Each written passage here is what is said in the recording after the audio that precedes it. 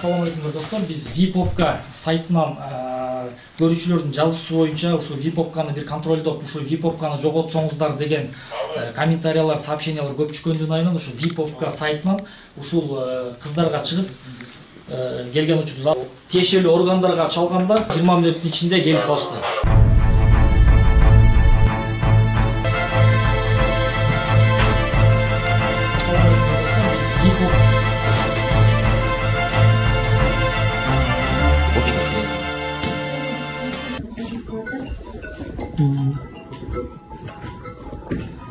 Что с ним?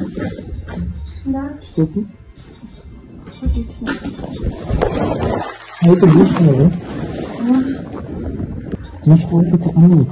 Очень бешено. Анам bir жолу сайсаңыз болду. Сайымда болду. 15 миң берсеңиз серьезно врачка алган болбосо мен саатына 2 миң может таңертеңге чейин жумаган экен.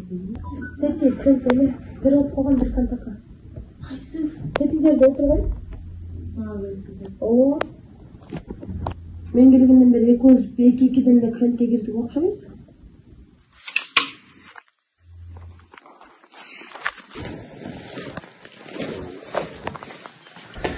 Үч кызды сүйлөштүк.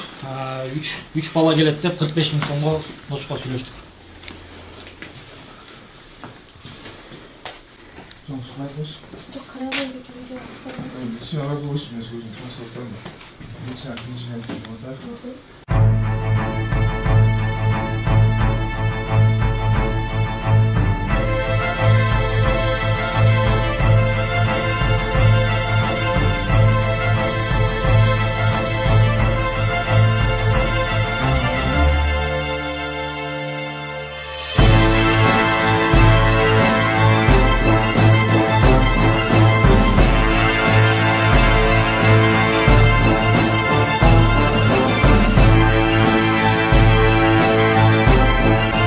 Мына өзүңүздөр көргөндөй эле ушурдеки эле соц тармактардан иштеп жаткан проституция сойкулук боюнча өзүбүздүн 5 телеканал менен биргеликте түнкү көпөлөк рейдибизди аткарып катча кызматкерлерине чалганда булар тез арада келишип өздөрүнүн ишин алып барып жатышат. Туугандар, азыр биз 1 май районунун 5-комуна келдик.